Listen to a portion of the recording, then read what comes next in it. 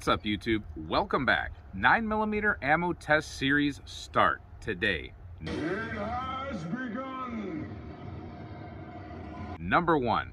So we have a 10mm ammo test series going currently, but we're gonna jump to 9mm at the moment. We have some special ammunition that was given to me today by a friend of the channel, and they want to see how this performs. Now this is basically a Corbon ammunition here. Corbon does make it. It's called Topshot. So this is a 9mm 115 grain jacketed hollow point. There is no listed velocity on the box. We're gonna figure this out today.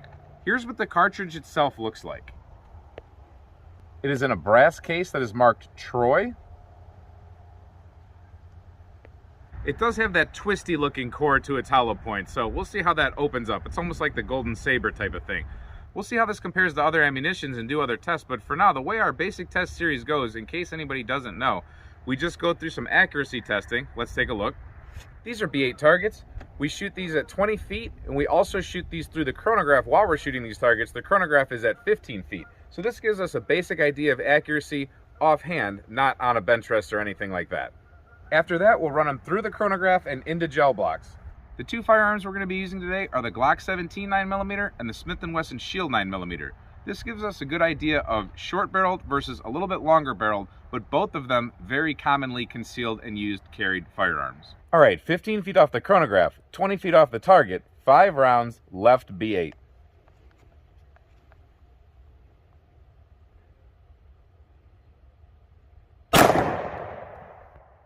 $11.24.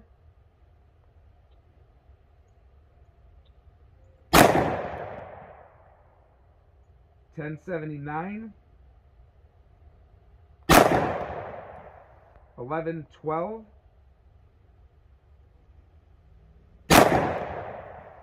$11.02. And $11.20. Let's go take a look at the target. Not bad for a short little pistol. My lighting kind of is not that great. I strung a few over here. 1, 2, 3, 4, 5, I believe. So I would take that. That's definitely center of man right there. So not a terrible velocity out of the shield. Let's see what we get out of the Glock 17.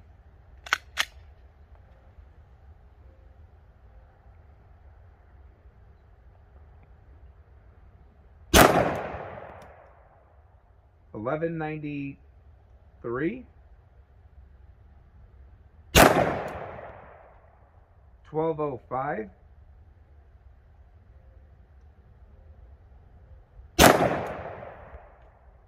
$12.01. $12.03.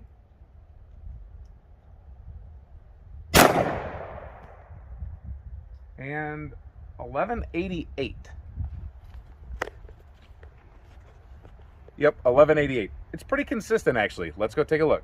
So out of the Glock, I still couldn't see crap in this lighting condition, but we had very good accuracy. So the shield is just a little bit harder to control just because it's a little tinier, a little shorter sight radius, but generally it's pretty accurate. I'm still going to blame a little bit of this on lighting and my shooting because of the lighting, but darn good accuracy out of that Glock. I like that. All right, we got the top shot. We're 15 feet off the chronograph and the gel. Let's see what happens.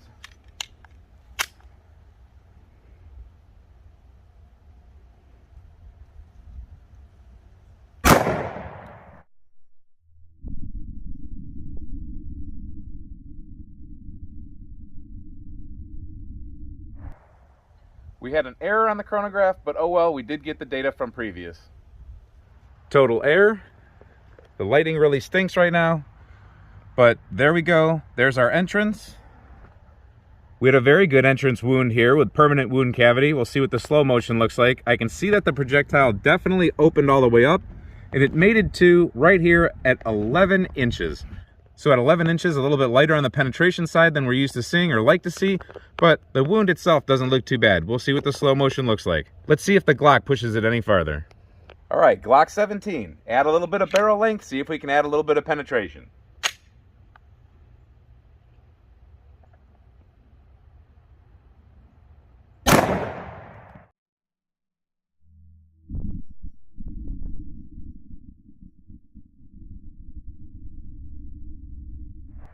Should have been a perfect shot with a velocity of 1186. 1186. Here's our entry. Now, this is surprising, kind of. It's surprising that we didn't get a whole lot of penetration here. So, we stopped penetration at the 8-inch mark, as opposed to the Shield that let it go to the 11-inch mark. I think this is because this bullet expanded much more, because it had a little bit more velocity. It tore itself apart, and it dumped most of its energy back here.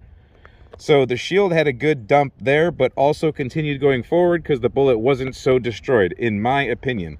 Hollow points tend to sometimes actually slow down in the gel faster when they're a deeper, more, hollow point action.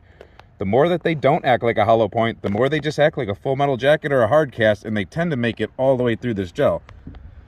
So there's what we've got. Let's look from the top at both of these.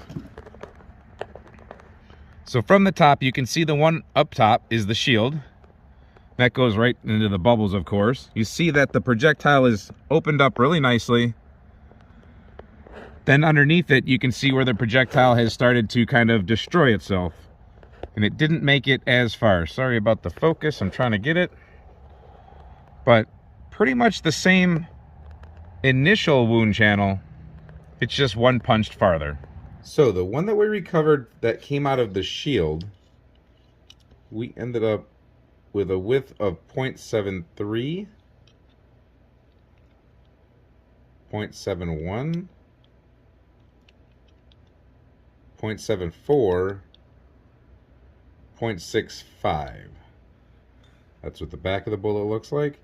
This other one came apart. This is the one that came out of the Glock 17. So let's see what our total width is on this. 0.65, 0.58, 0.6, and 0.6. We did lose this little pedal. They are still bonded. If you look closely, you can see that the copper is still bonded and fused in there with the lead. However, we did lose a pedal as we got a little bit more speed. So they do talent out like they're supposed to, but however, if we push these at any other higher speeds, I think we'd see these things totally coming apart, just shattering to pieces. All these little flecks would come off. I don't know if that's good or bad. Now, total retained weight for the one that came out of the Shield is 124 grains.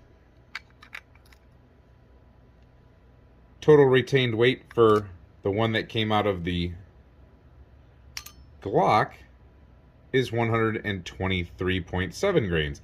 Now this was listed as being 115 grain on the box, so let me check something here real quick. I'm going to take a 230 grain 45 caliber bullet and I'm going to set it into the pan. 230 grains. We're going to go back to the supposedly 115 grain bullet and set it in the pan.